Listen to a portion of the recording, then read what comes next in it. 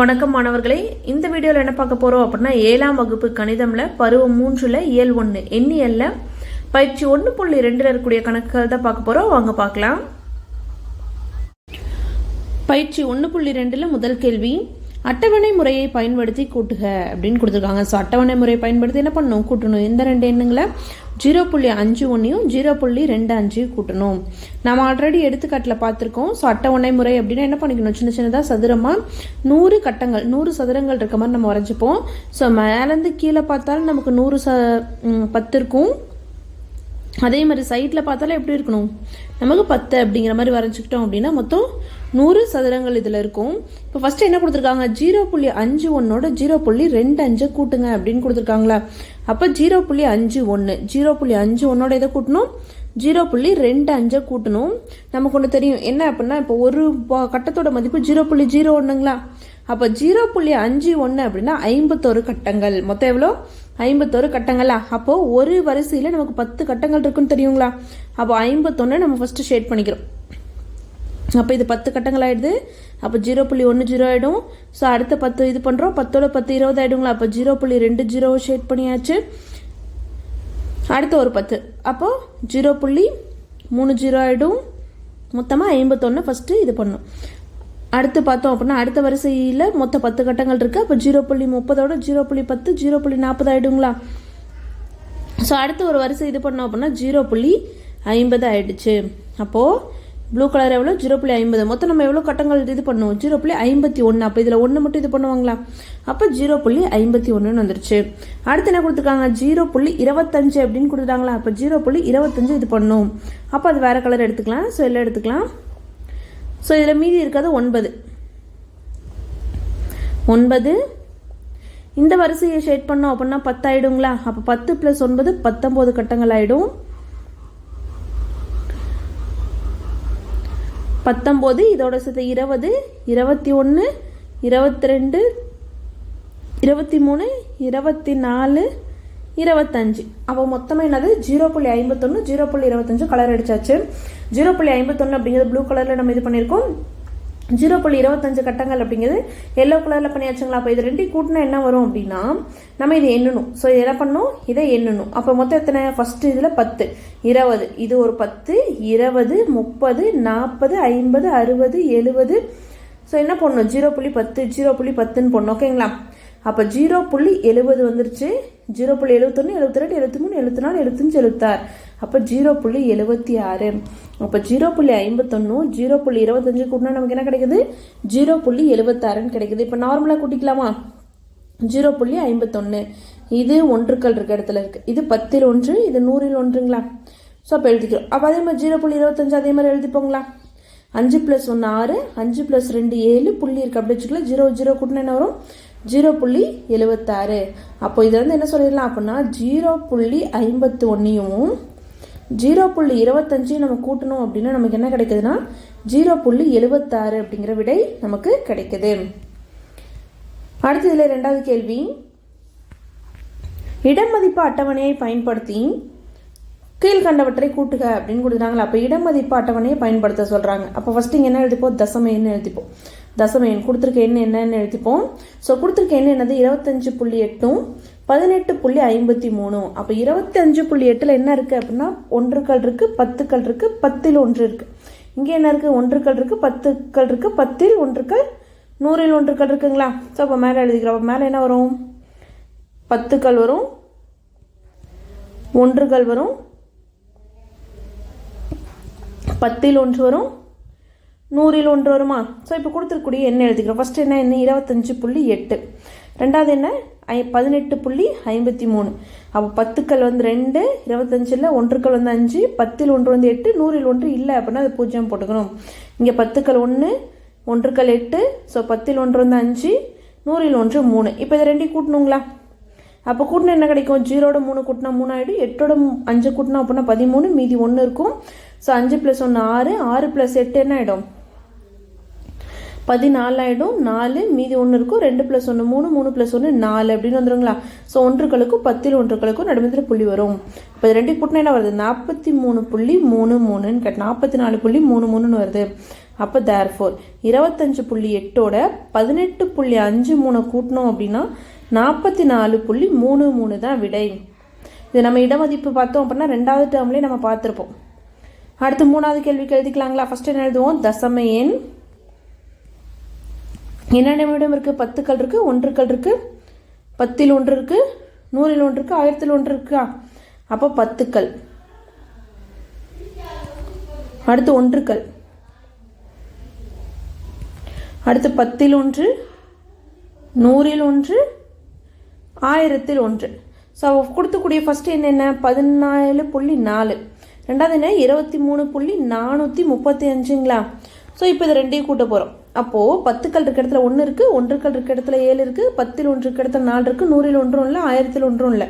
அப்போ அந்த இடத்துல என்ன போட்டுக்கிறோம்? 0 போட்டுக்கிறோம். ஸோ இங்கே 10கள் இருக்க இடத்துல 2 இருக்குது, 1கள் இருக்க இடத்துல 3 இருக்குது, 10ல் 1 4, 100ல் 1 3, 1000ல் 1 5. இப்போ ரெண்டையும் கூட்டணுமா? 0ட 5 கூட்டினா 5 ஆகிடும், 0ட 3 கூட்டினா 3, 4ட 4 கூட்டினா 8, 7ட 3 கூட்டினா 10, மீதி 1. ஸோ இங்கே 4 ஆகிடும். அப்போ என்ன ஆகுது? 1களுக்கும் 10ல் 1க்கும் நடுமத்தில் புள்ளி வருது. அப்போ 40.835 கிடைக்குது. ஸோ அப்போது என்ன சொல்லிடலாம்? 17.4ஓட 23.435 கூட்டணும் அப்படின்னா 40.835 அப்படிங்கிறது தான் நம்மளோட விடை. 3வது கேள்வி, அட்டவணை முறையை பயன்படுத்தி 0.46 - 0.13 மதிப்பை காண்க. அப்போ 0.46லேருந்து 0.13ஓட மதிப்பு என்னன்னு கேட்குறாங்களா? அப்படின்னா என்ன அர்த்தம்? அப்படின்னா 46 பாக்ஸை வந்து ஃபஸ்ட்டு கலர் பண்ணிவிட்டு அதில் 13 கழிச்சிட்டோம் அப்படின்னா மீதி என்ன வரும்னு கேட்குறாங்க. அப்போ ஃபஸ்ட்டு 46 ஷேட் பண்ணிக்கலாங்களா? ஒரு வருஷத்துக்கு எத்தனை இருக்கும்? 0.10. அப்போ ஃபஸ்ட்டு ஒரு வருஷம் இது பண்ணிக்கிறோம். அடுத்து 2வது வருஷம் இது பண்ணோம் அப்படின்னா 0.20 ஆகிடுமா? 20 கணக்காயிடுச்சு. அடுத்து 3வது நம்ம கலர் பண்ணோம் அப்படின்னா என்னாகும்? 0.30 30 கலர் பண்ணிட்டோம். அடுத்து 46 இருக்குது. அப்போ அடுத்த வரிசை பண்ணோம் அப்படின்னா 0.40 40 ஆகிடுமா? மொத்தத்தில் 46. அப்போ இந்த வரிசையில் 6 மட்டும் பண்ணுறோம். 3 4 5 6 கலர் பண்ணியாச்சுங்களா? ஸோ இதுலேருந்து என்ன சொல்கிறாங்க அப்படின்னா 13 கழிக்க சொல்கிறாங்க. இதுலேருந்து என்ன பண்ண சொல்கிறாங்க? 13 கழிச்சிடணும். அப்போ 1 கழிக்கிறோம், 2 கழிக்கிறோம், 3 4 5 6 7 8 9 10 11 12 13 கழிச்சிட்டோம். அப்போ மீதி என்ன இருக்குன்னு கேட்குறாங்களா? மீதி இருக்கிறது என்ன? ப்ளூ கலரில் இருக்கிறது மட்டும் என்ன போகிறோம்? ஸோ ப்ளூ பிங்காக இருக்கிறது என்ன பண்ணிட்டோம்? கழிச்சிட்டோம். ப்ளூ வந்து ஃபஸ்ட்டு 46. அப்போ 46 இதை வந்து வட்டனம் விட்டுட்டோம். அடுத்தது என்ன சொல்கிறாங்க? 13 கழிக்கணும் அப்படின்ட்டாங்க. 13 என்ன பண்ணுன்ட்டாங்க? கழிக்கணுன்ட்டாங்க. அப்போ கழிச்சிட்டோம். பிங்க் கலரில் என்ன பண்ணிட்டோம்? கழிச்சிட்டோம். மீதி ப்ளூ கலரில் எத்தனை இருக்கோ அதுதான் ஆன்சர். அப்போ 1 2 3 4 5 6 7 இதில் ஒரு 10 17 இதில் ஒரு 10 17 + 7 27 28 29 30 31 32 33. அப்போ 0.33ன்னு கிடைக்குது. 0.33ன்னு கிடைக்குது. நார்மலாக இப்போ கழிக்கலாங்களா? 0.46 1கள் 10ல் 1 100ல் 1. அதே மாதிரி இங்கே 1கள் என்ன? 0 புள்ளி அப்படி வச்சுக்கலாம். 10ல் 1 1 100ல் 1 3. இதை கழிக்கலாங்களா? ஸோ 6ல் 3 போச்சுன்னா மீதி 3, 4ல் 1 போச்சுன்னா 3. ஸோ 0ல் 0 போச்சுன்னா 0. அப்போ என்னது? கிடைச்சிருக்கக்கூடிய விடை வந்து நமக்கு சரியான விடை தான். அப்போ 0.46ஓட 0.13 கழிச்சோம் அப்படின்னா 0.33 தான் சரியான விடை. அடுத்து 4வது கேள்வி, கீழ்காண் இடமதிப்பு அட்டவணையை பயன்படுத்தி கீழ்காணவற்றை கழிக்க அப்படின்னு கொடுத்துருக்காங்களா? இதுக்கு முன்னாடி என்ன பண்ணோம்? அட்டவணை முறை பயன்படுத்தி கூட்டணுங்களா? இப்போ கழிக்கணும். ஃபர்ஸ்ட் என்ன பண்ணிக்கலாம்? தசம எண்ணு எழுதிப்போம். என்னென்ன இடம் இருக்குது? 1கள் இருக்குது, 10ல் 1 100ல் 1 1000ல் 1 இருக்குங்களா? அப்போ 1கள் 10ல் 1 100ல் 1 1000ல் 1. அப்போ கொடுத்துருக்கூடிய எண்ணை ஃபஸ்ட்டு எழுதிப்போங்களா? கொடுத்துருக்கூடிய எண் என்ன? 9.231 அப்போ இதிலிருந்து தான் என்ன பண்ணோம்? 6.567 கழிக்கணும். அப்போது ஃபஸ்ட்டு எழுதிக்கிறோம். என்ன எழுதிக்கிறோம்? 9.231லேருந்து 6.567 கழிக்கிறோம். கழிக்கிறதுக்கு ஃபஸ்ட்டு என்ன பண்ணுவோம்? 1கள் இருக்க இடத்துல 9, 10ல் 1 இருக்க இடத்துல 2, 100ல் 1 இருக்க இடத்துல 3, 1000ல் 1 இருக்க இடத்துல 1 இருக்குங்களா? இங்கே 1கள் இருக்க இடத்துல 6, 10ல் 1 இருக்க இடத்துல 5, 100ல் 1 இருக்க இடத்துல 6, 1000ல் 1 இருக்க இடத்துல 7. இப்போ இது 2 கழிக்கணுங்களா? ஸோ 1லேருந்து 7 கழிக்க முடியாது. அப்போ இவங்க 17 ஆகிடுவாங்க. இவங்க கடன் கொடுத்து 2 ஆகிடுவாங்களா? 17 7 சாரி ஒன்றுலேருந்து 7 கழிக்க முடியாது. அப்போ இவங்ககிட்ட ஒன்று கடன் வாங்கி இவங்க 2 ஆயிடுவாங்க, இவங்க 11 ஆயிடுவாங்க. அடுத்து 11ல் 7 போயிடுச்சு அப்படின்னா மீதி என்ன வரும்? 4 வருங்களா? 11ல் 7 போயிடுச்சுன்னா மீதி 4. 2லேருந்து அதே மாதிரி என்ன பண்ண முடியாது? 6 கழிக்க முடியாது. அப்போ இவங்க ஒன்று கடன் கொடுத்து இவங்க 1 ஆயிடுவாங்க, இவங்க 12 ஆயிடுவாங்களா? 12ல் 6 போயிடுச்சுன்னா மீதி 6. அதே மாதிரி மறுபடியும் என்ன பண்ண முடியாது? 1லேருந்து 5 கழிக்க முடியாது. அப்போ இவங்க 8 ஆயிடுவாங்க, இவங்களுக்கு ஒன்று கடன் கொடுத்து இவங்க என்ன ஆயிடுவாங்க? 11 ஆயிடுவாங்களா? 11ல் 5 போச்சுன்னா மீதி 6. 8ல் 6 போச்சு அப்படின்னா மீதி 2. ஸோ நமக்கு தெரியும் 1களுக்கும் 10ல் 1க்கும் நடுமத்தில் புள்ளி வருமா? அப்போ ஆன்சர் என்ன கிடைக்குது? 2.664 கிடைக்குது. அப்போ 9.231லேருந்து 6.567 கழிச்சோம் அப்படின்னா 2.664 விடை கிடைக்குது. இல்லை 2வது கேள்வி 7லிருந்து. அப்போ ஃபர்ஸ்ட் என்ன எழுதிப்போம்? தசம எண்ணுங்களா? அடுத்தது ஒன்றுக்கள். தசம எண் ஒன்றுக்கள் 10ல் 1 இருக்கு, 100ல் 1 இருக்கு, 1000ல் 1 இருக்கா? ஸோ ஃபர்ஸ்ட் என்ன இருக்கு? நமக்கு 7ன்னு இருக்கு. 2வது என்னன்னா 3.235 இருக்கா? ஒன்றுக்கள் மட்டும்தான் இருக்கு. 10ல் 1, 100ல் 1, 1000ல் 1 இல்லை. அப்புறம் என்ன பண்ணிக்கணும்? 0 போட்டுப்போங்களா? இங்கே ஒன்றுக்கள் இருக்க இடத்துல 3 இருக்கு, 10ல் 1 இருக்க இடத்துல 2 இருக்கு, 100ல் 1 3, 1000ல் 1 5.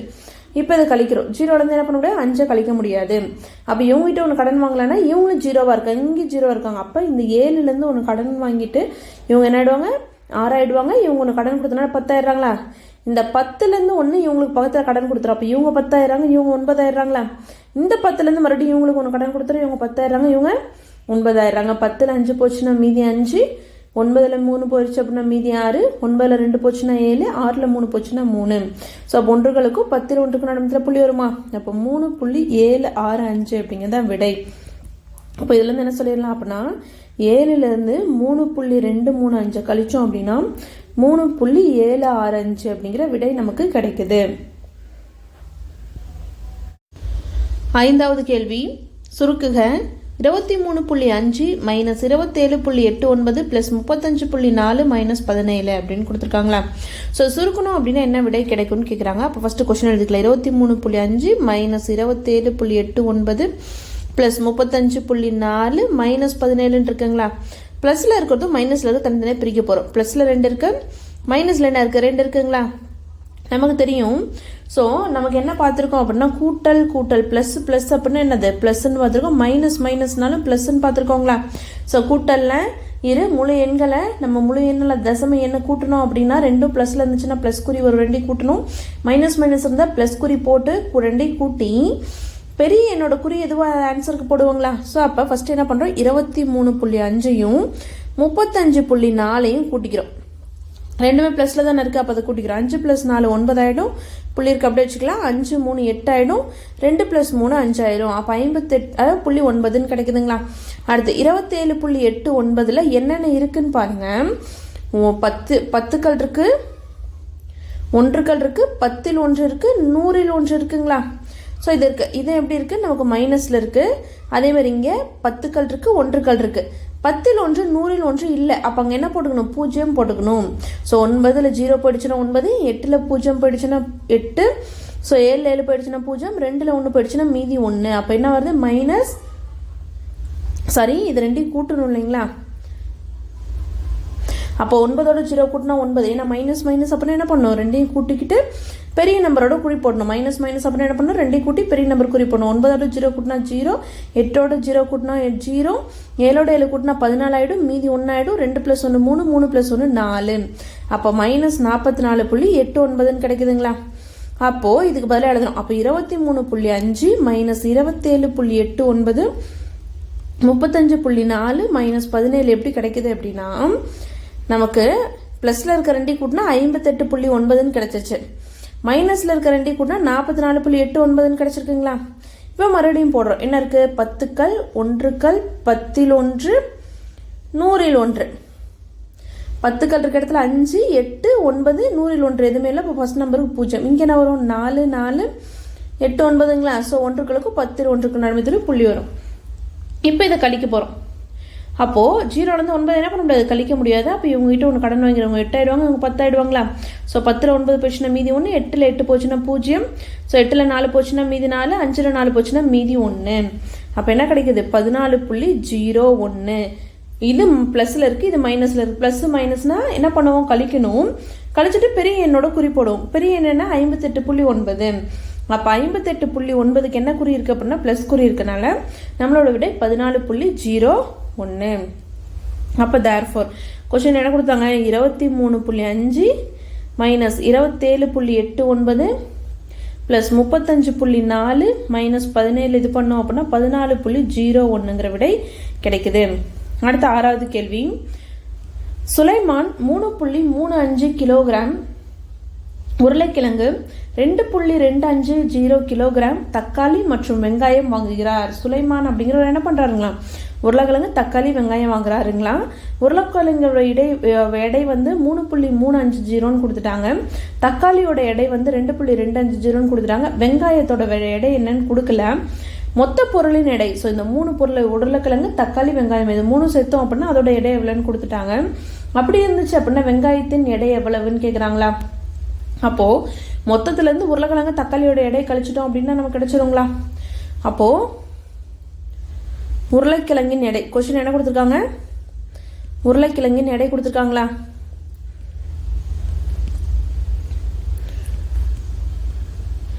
எடை எவ்வளோ அப்படின்னா 2.250 கிலோகிராம். அடுத்து என்ன அப்படின்னா தக்காளியின் எடையும் கொடுத்துட்டாங்க. தக்காளியின் எடை எவ்வளோ 2.250, சரி இது வந்து 3.350, இது வந்து 2.250 கிலோகிராமுங்களா. ஸோ இப்போ நம்ம என்ன கண்டுபிடிக்கணும் அப்படின்னா வெங்காயத்தின் எடை கண்டுபிடிக்கணும். எது கண்டுபிடிக்கணும், வெங்காயத்தின் எடை கண்டுபிடிக்கணும். அப்போது வெங்காயத்தின் எடை ஈக்குவல்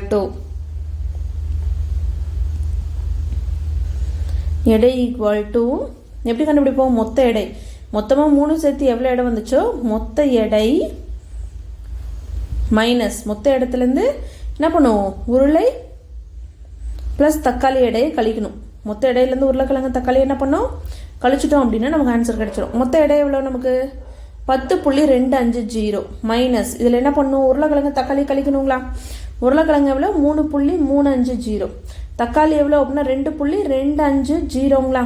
ஸோ இதை ரெண்டையும் இப்போ கூட்ட போகிறோம். ரெண்டையும் என்ன பண்ண போகிறோம், 3.350வையும் ஸோ உருளைக்கிழங்கு தக்காளியோட எடை கூட்டிக்கலாங்களா.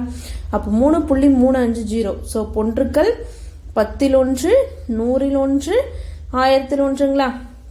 இங்கே என்ன வரும் 2.250 கூட்டினா 0 5 5 10 மீதி 1 3 + 1 4 4 + 2 6 புள்ளி 3 + 2 5. அப்போ என்ன கிடைக்குது 10.250 மைனஸ் இது எவ்வளோ கிடைக்குது 5.600 கிலோகிராம் அப்படின்னு கிடைச்சிருக்குங்களா. இப்போ என்ன பண்ணும் அப்படின்னா 10.250ஓட ஸோ இங்கே என்ன இருக்குது 10 கல் இருக்குது 1 கல் இருக்குது. ஆனால் 5.600 என்ன இல்லை 10 கல் இல்லை. அப்போ 0 போட்டுக்கணும், 1 கல்லுக்கு நேரம் 5 போட்டுக்கணும். ஸோ 10 1 6 100 1 1000 0ங்களா. அப்போ இதை கழிக்கிறோம். 0ல் 0 போயிடுச்சுன்னா 0, 5ல் 0 போயிடுச்சுன்னா 5, 2ல் 6 போகாது. அப்போ இங்கே என்ன ஆகிடும் 12 ஆகும். இவங்ககிட்ட ஒன்று கடன் வாங்கி இவங்க என்ன ஆகிடுவாங்க, இவங்ககிட்ட இருந்து இவங்க கடன் வாங்கி 10 இருப்பாங்க, 10லேருந்து ஒன்று கடன் கொடுத்து இவங்க 12 ஆயிடும், இவங்க 9 ஆகிடுவாங்களா. ஸோ 12ல் 6 போச்சுன்னா மீதி 6, 9ல் 5 போச்சு அப்படின்னா மீதி 4. அப்போ என்ன கிடைக்குது 4.650 கிலோகிராம். அப்போ இதுலேருந்து என்ன சொல்லிடலாம் அப்படின்னா தேர்ஃபோர் வெங்காயத்தின் எடை தானே கேட்டாங்க. அப்போ வெங்காயத்தின் எடை ஈக்குவல் டு 4.650 கிலோகிராம். ஸோ வெங்காயம் எத்தனை கிலோ வாங்கியிருக்காங்க அப்படின்னா 4.650 கிலோகிராம் வாங்கியிருக்காங்க. அடுத்து 7வது கேள்வி, 0.713 பெறுவதற்கு 7.1லிருந்து எவ்வளவே கழிக்க வேண்டும். ஸோ இதுதான் ஆன்சருங்களா. 0.713 நம்ம பெறணும். அப்போ 7.1லேருந்து எதை கழிச்சோம் அப்படின்னா 0.713 வரும்னு கொஸ்டின் புரியுதா. 0.713 பெறுவதற்குன்னு என்ன ஆன்சராக நமக்கு கிடைக்கணும் அப்படின்னா 7.1ஓட எவ்வளவு கழிக்க வேணும்னு இருக்காங்க. எவ்வளோங்கிறது நமக்கு தெரியாது. எவ்வளோங்கிறது நமக்கு என்னது தெரியாது. அதனால நம்ம அது என்னென்னு எடுத்துக்கிறோம், எக்ஸ்ன்னு எடுத்துக்கிறோம். எவ்வளோங்கிறது தெரியாதுங்கனால என்ன எடுத்துக்கிறோம், எக்ஸ்ன்னு எடுத்துக்கிறோம். இப்போ எனக்கு இந்த எக்ஸ் மட்டும்தான் வேணும். அப்போது 7.1 இந்த எக்ஸை நான் என்ன பண்ணுறேன் அப்படின்னா ஈக்குவலுக்கு அந்தாண்ட கொண்டு போகிறேன். அப்போது இவங்க இந்தாண்ட போகும்போது -x + x ஆகிடுவாங்க. இவங்க இங்கே வரும்போது என்ன ஆகிடுவாங்க ப்ளஸ் 0.713 மைனஸ் 0.713 ஆகிடுவாங்க. -x அந்தாண்ட போகும்போது ப்ளஸ் ஆயிடுவாங்க. ஈக்குவலுக்கு அந்தாண்ட போகும்போது ப்ளஸில் இருக்கிறது மைனஸ் ஆயிரும், மைனஸில் இருக்கிறது ப்ளஸில் வந்துடும். ஸோ இப்போ இது ரெண்டையும் கழிக்கலாங்களா? 1 10 1 100 1 1000 1ங்களா? ஸோ 1களுக்கு நேரம் 7 இருக்குது, 10 1 இருக்குது, எதுவுமே இல்லை, 100 1 1000 1 இல்லை, அப்போ 0ங்களா? இந்த என்ன வரும்? 0.713. இது ரெண்டையும் தான் இப்போ கழிக்க போகிறோம். ஸோ 0லேருந்து 3 என்ன பண்ண முடியாது, கழிக்க முடியாது. பக்கத்தில் 0லேருந்து 1 என்ன பண்ண முடியாது, கழிக்க முடியாது. இங்கே கழிக்க முடியாது. அப்போ இவங்ககிட்ட 1லேருந்து 7 என்ன பண்ண முடியாது, கழிக்க முடியாது. அப்போ இவங்க 0 ஆகிடுவாங்க. இவங்களுக்கு ஒன்று கடன் கொடுத்து இவங்க 10 ஆயிடுவாங்களா? இந்த 10லேயும் இவங்களுக்கு ஒன்று கடன் கொடுத்து இவங்க 9 ஆகிடுவாங்க. ஸோ மறுபடியும் 0லேருந்து 7 கழிக்க முடியாதுனால இவங்க என்ன பண்ணிடுவாங்க, 6 ஆகிடுவாங்க. இவங்களுக்கு ஒன்று கடன் கொடுத்து 10 ஆகிடுவாங்க. 10ல் 3 போச்சுன்னா 7, 9ல் 1 போச்சுன்னா 8, 10ல் 7 போச்சுன்னா 3, 6ல் 0 போச்சுன்னா 6. ஸோ அப்போ என்ன விடை கிடைக்குது அப்படின்னா 6.387 = எக்ஸ். அப்போ தேர்ஃபோர் எக்ஸோட மதிப்பு என்ன அப்படின்னா 6.387. அப்போ 7.1ஓட 6.387 கழிச்சோம் அப்படின்னா 0.713 அப்படிங்கிற விடை நமக்கு கிடைக்கும். அடுத்த 8வது கேள்வி, 53.7 கிலோமீட்டரை விட 36.6 கிலோமீட்டர் எவ்வளவு குறைவாக உள்ளதுன்னு கேட்டாங்களா? அப்போ 53.7 கிலோமீட்டரோட 35.6 கிலோமீட்டர் எவ்வளோ குறைவுன்ட்டாங்க. அப்போ ரெண்டே கழிச்சோன்னா என்ன ஆகும், நமக்கு ஆன்சர் கிடச்சிரும். அப்போ 53.7 இங்கே 35.6, 7ல் 6 போச்சுன்னா மீதி 1, 3ல் 5 போகாது என்ன பண்ணுவோம், கடன் வாங்குவாங்களா? அப்போ இவங்க 13 ஆகிடுவாங்க, இவங்க 4 ஆகிடுவாங்க. 13ல் 5 போச்சுன்னா மீதி 8, 4ல் 3 போச்சு அப்படின்னா மீதி 1. அப்போ 18.1 கிலோமீட்டர்னு வருதுங்களா? அப்போது 53.7 கிலோமீட்டர் 18.3 கிலோமீட்டரை விட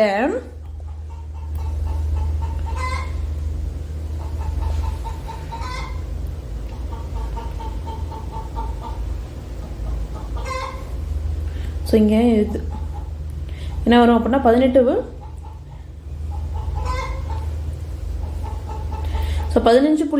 கிலோமீட்டர் 53.7 கிலோமீட்டர் 35 கிலோமீட்டரை விட 18.1 கிலோமீட்டர் குறைவாக உள்ளது. ஸோ எவ்வளோ குறைவாக உள்ளதுன்னு கேட்டாங்களா? ஸோ 53.7 வந்து 35.6 விட 18.1 கிலோமீட்டர் குறைவாக உள்ளது. இதுதான் இதோட விடை. ஸோ அப்போ பெரிய எண்ணிலேருந்து சிறிய எண்ணை கழிச்சிட்டோம் அப்படின்னா எவ்வளோ குறைவாக இருக்குது அப்படிங்கிறது தெரிஞ்சிடும்.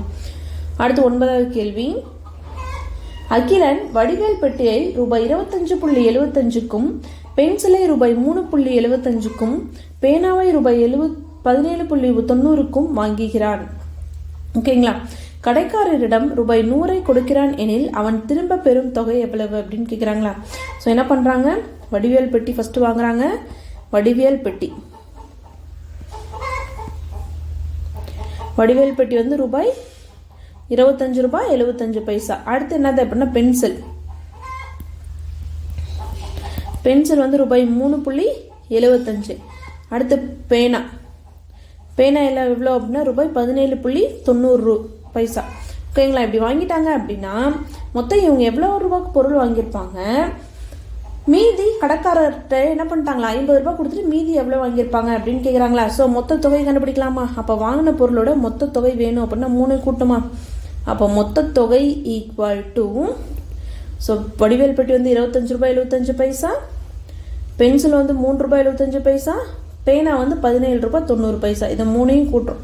அப்போ 25.75 3.75 17.90, 5 5 10 ஆகிடும், மீதி 1. ஸோ 7 + 1 8, 8 + 7 15, 15 + இது 24ங்களா? 4 புள்ளி இருக்குது அப்படி வச்சுக்கலாம், மீதி 2. 5 + 2 7, 7 + 3 10, 10 + 7 17, மீதி 1 4ங்களா? அப்போ என்ன ஆகுது, மொத்த தொகை 47 ரூபாய் 40 பைசா ஆகுது.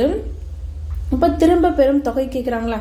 ஸோ கொஸ்டின் என்ன கேட்குறாங்க, திரும்ப பெரும் தொகை எவ்வளவு அப்படின்னு கேட்குறாங்க. அப்போ திரும்ப பெரும் தொகை = என்ன பண்ணும், கொடுத்த தொகையிலேருந்து கொடுத்த தொகை எவ்வளோ 50 ரூபாய், அதுலேருந்து ஸோ எவ்வளோ ரூபாய்க்கு பொருள் வாங்கினாங்களோ அதை கழிச்சிட்டோம் அப்படின்னா நமக்கு கிடச்சிருங்களா? அப்போ 50 ரூபாயிலேருந்து 47 ரூபாய் 40 பைசாவை கழிக்க போகிறோம். அப்போ 50 47 ரூபா. இங்கே இல்லை 10ல் 1 இருக்குல்ல 100ல் 1 இருக்குல்ல இல்லை. அப்போ 0 போட்டுக்கிறோம். இங்கே 4 ஜீரோங்களா. இப்போ இதை கழிக்கிறோம். அப்போ கழிச்சு என்ன வரும்? ஸோ 0ல் 0 போயிடுச்சுன்னா 0. 0லேருந்து 4 கழிக்க முடியாது. நம்ம 0லேருந்து 7 கழிக்க முடியாதா? இவங்க கடை வாங்கி இவங்க 4 ஆகிடுவாங்க, இவங்க 10 ஆகிடுவாங்க. இந்த 10லேருந்து இவங்களுக்கு ஒன்று கடன் கொடுத்து இவங்க 9 ஆகிடுவாங்க, இவங்க 10 ஆகிடுவாங்க. 10ல் 4 போச்சுன்னா மீதி 6 புள்ளி, 9 7 போச்சுன்னா மீதி 2. ஸோ அப்போ என்ன வருது? 4ல் 4 போச்சு அப்படின்னா 0. அப்போ ரூபாய் 2 ரூபாய் 60 பைசா. அப்போ தேர்ஃபோர் கொஸ்டின் என்ன கேட்டாங்க? திரும்ப பெறும் தொகை கேட்டாங்களா? அப்போ திரும்ப பெறும் தொகை 50 ரூபாய் கொடுத்துட்டு மீதி எவ்வளோ வாங்குவாங்க அப்படின்னா ரூபாய் 2 ரூபாய் 60 பைசா திரும்ப வாங்கிப்பாரு. அடுத்து 10வது கேள்வி. 3.8 சென்டிமீட்டர் பக்க அளவை கொண்ட சமபக்க முக்கோணத்தின் சுற்றளவை காண்க அப்படின்னு கொடுத்துருக்காங்களா. ஸோ ஒரு சமபக்க முக்கோணமாக இருக்குது. அப்போ சமபக்க முக்கோணம் அப்படின்னு என்ன அர்த்தம்? எல்லா பக்கங்களுமே இதுதான் ஒரு முக்கோணம் அப்படின்னா 3 பக்கங்களும் எவ்வளோங்களா? 3.8 3.8 3.8 அப்படின்னு இருக்கக்கூடிய சமபக்கம் இருந்துச்சு அப்படின்னா சுற்றளவு கேட்குறாங்க. சுற்றளவு அப்படின்னு என்ன? 3 பக்கங்களின் கூடுதல் அப்படிங்கிறது தான் நமக்கு என்னது? சுற்றளவு. அப்போ பக்கம் என்ன கொடுத்துட்டாங்க? 3.8 சென்டிமீட்டர். அடுத்து முக்கோணத்தின் சுற்றளவு.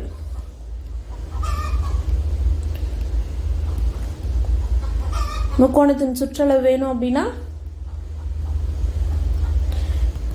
3 பக்கங்களின் கூடுதலாக 3 பக்கத்தில் என்ன பண்ணும்? கூட்டணும். கூடுதல். அப்போ 3 பக்கமும் என்ன? 3.8 + 3.8 + 3.8 சென்டிமீட்டர். இப்போ 3.8ன்னு வந்துச்சா? இது இப்போ 3ஐயும் கூட்டுறோம். 3.8 3.8 3.8 8 8 16 16 + 8 24 புள்ளி வச்சுக்கிறோம். மீதி 2 3 6 9 + 2 11. அப்போ 11.4 சென்டிமீட்டர் அப்படின்னு கிடைக்குது. அப்போ என்னன்னு சொல்லலாம்? கொடுத்துருக்கக்கூடிய தேர்ஃபோர் முக்கோணத்தின் பரப்பளவு ஈக்குவல் டு கொஸ்டின்ல தானே கேட்டாங்க. சாரி, முக்கோணத்தின் சுற்றளவு. அப்போ முக்கோணத்தின் சுற்றளவு ஈக்குவல் டு 11.4 சென்டிமீட்டர் தான் சரியான விடை. 11வது கேள்வி கொள்குறி வகை வினாக்கல்ல 11வது கேள்வி 1.0 + 0.83 அப்படின்னு கொடுத்துருக்காங்க. இது ரெடி கூட்டினா என்ன வரும்னு கேட்டிருக்காங்களா. அப்போ 1.0 0.83. ஸோ அப்போ மேலே நமக்கு என்ன இல்லை அப்படின்னா ஒன்றுக்கள் இருக்குது, 10ல் 1 இருக்குது, 100ல் 1 இல்லை. அப்போ நம்ம என்ன போட்டுக்கணும்? 0 போட்டுக்கணும். இது ரெண்டையும் கூட்டுறோம். அப்போ 0ோட 3 கூட்டினா 3, 0ோட 8 கூட்டினா 8, புள்ளி இருக்குது அப்படி வச்சுக்கலாம். 1ோட 0 கூட்டினா 1. இதோட மதிப்பு 1.83 அப்படிங்கிற 3வது ஆப்ஷன் தான் கரெக்டு. அடுத்து 2வது கேள்வி 7.0 - 2.83 ஈக்குவல் டு கொஸ்டின் மார்க் கொடுத்துருக்காங்களா. 7.0ோட எதை கூட்டணும்? கழிச்சோம் 2.83 கழிச்சோம் என்ன கிடைக்கும்னு கேட்குறாங்களா. அப்போ 7.0ோட இது 1 10ல் 1 அடுத்து 100ல் 1 இருக்குங்களா. ஸோ இங்கே 100ல் 1 இல்லை. இப்போ 0 போட்டுக்கிறோம். இங்கே என்ன இருக்குது? ஒன்றுக்கள் இருக்க இடத்துல 2 புள்ளி வச்சுக்கிறோம். 10ல் 1 இருக்க இடத்துல 8 3. இது 2 என்ன பண்ணும்? கழிக்கணும். 0லேருந்து என்ன பண்ண முடியாது? 3 கழிக்க முடியாது. அதே மாதிரி 0லேருந்து 8 என்ன பண்ண முடியாது? கழிக்க முடியாது. அப்போ இவங்ககிட்ட இருந்து ஒன்று கடன் வாங்கி இவங்க 6 ஆயிடுறாங்க, இவங்க 10 ஆயிடுறாங்க. இந்த 10லேருந்து ஒன்று கடன் கொடுத்து இவங்க 10 ஆயிடுறாங்க, இவங்க 9 ஆயிடுறாங்களா. 10ல் 3 போயிடுச்சுன்னா 7, 9ல் 8 போயிடுச்சுன்னா மீதி 1, 6ல் 2 போச்சுன்னா மீதி 4. ஸோ அப்போ 2வது ஆப்ஷன் 4.17 தான் சரியான விடை. 13வது கேள்வி 3.51 1.35 கழிக்க 3.51 1.35 கழிக்கணுங்களா. ஸோ 1லேருந்து என்ன பண்ண முடியாது? 5 கழிக்க முடியாது. பக்கத்தில் ஒன்று கடன் வாங்கி 11 ஆகிடுவாங்க, இவங்க 4 ஆகிடுவாங்களா. ஸோ 11ல் 5 போச்சுன்னா மீதி 6, 4ல் 3 போச்சுன்னா 1, ஸோ புள்ளி வச்சுக்கிறோம். 3ல் 1 போச்சு அப்படின்னா மீதி 2. அப்போ 2.16 தான் சரியான விடை, 4வது ஆப்ஷன். அடுத்து 14வது கேள்வி இரு தசம எண்களின் கூடுதல் 4.78 அவற்றில் ஒரு தசம எண் 3.21 எண்ணில் மற்றொரு எண் என்னன்னு கேட்குறாங்களா. 2 தசம எண்ணோட கூடுதல் 2 எண், ஒன்று என்னன்னு தெரியாது எக்ஸு, அதோட 3.21 கூட்டணும் அப்படின்னா 4.78 கிடைக்குது அப்படின்ட்டாங்க. ஓகேங்களா. மற்றொரு தசம எண் தெரியாது என்ன எடுத்துரும்? எக்ஸோட 3.21 கூட்டணும் அப்படின்னா 2 கூட்டும் போது நமக்கு 4.78 கிடைக்குதுன்ட்டாங்களா. இப்போ எனக்கு எதோட மதிப்பு வேணும்னா எக்ஸோட மதிப்பு வேணும். அப்போ எக்ஸை மட்டும் வச்சுட்டு இங்கே இருக்க 3.21 ப்ளஸில் இருக்க அந்த போகும்போது என்ன ஆகும், மைனஸில் வந்துடும். அப்போ -3.21 வரும். அப்போது 4.78லேருந்து 3.21 கழிக்கிறோம். 8ல் 1 போச்சுன்னா 7, 7ல் 2 போச்சுன்னா 5, 4ல் 3 போச்சுன்னா மீதி 1. ஸோ அப்போ எக்ஸ் ஈக்குவல் டு 1.57 கிடைக்குது. அப்போது 1.57ஓட 3.21 கூட்டினாலும் 4.78 வரும். அப்போ விட என்ன அப்படின்னா ஃபர்ஸ்ட் ஆப்ஷன் 1.51. ஸோ போன கொஸ்டினில் எப்படி கூடுதல்னு கொடுத்துருந்தாங்களோ அதே மாதிரி வேறுபாடு, கூடுதல் அப்படின்னா கூட்டல், வேறுபாடு அப்படின்னா மைனஸ். இரு தசம எண்களின் வேறுபாடு, ஒரு தசம எண் தெரியாது, அதோட 42.31 கழிச்சோம் அப்படின்னா 86. ஸோ ஆன்சர் என்னங்களா, 2 தசம எண்ணோட வேறுபாடு அப்படின்னா கழிச்சோம் அப்படின்னா 86.58 வருதுங்களா. அவற்றில் ஒரு எண் என்ன கொடுத்துட்டாங்க, 42.31 அப்படின்னு கொடுத்துட்டாங்க. இன்னொரு எண் என்னன்னு தெரியாத பெக்ஸுங்களா. இப்போ என்ன பண்ணுறோம், எக்ஸை மட்டும் வச்சுக்கிறோம். இங்கே இருக்க மைனஸில் இருக்கிற 42.31 ஈக்குவலுக்கு அந்தாண்ட போச்சுன்னா என்ன ஆகும், ப்ளஸ் ஆயிரும். அப்போ 86.58 அப்படியே இருக்குது. இங்கே இருக்க மைனஸில் இருக்கிறது ஈக்குவலுக்கு அந்தாண்ட போச்சுன்னா என்ன ஆகும், ப்ளஸ் ஆயிருங்களா. இப்போ இது ரெண்டையும் கூட்டுறோம். 86.58 42.31, 8 + 1 9, 5 + 3 8, புள்ளி இருக்க வச்சுக்கலாம். 6 + 2 8, 8 + 4 12. அப்போ எக்ஸ் ஈக்குவல் டு 128.89. அப்போ 128.89ஓட 42.31 கழிச்சோம் அப்படின்னா நமக்கு 86.58 கிடைக்குது.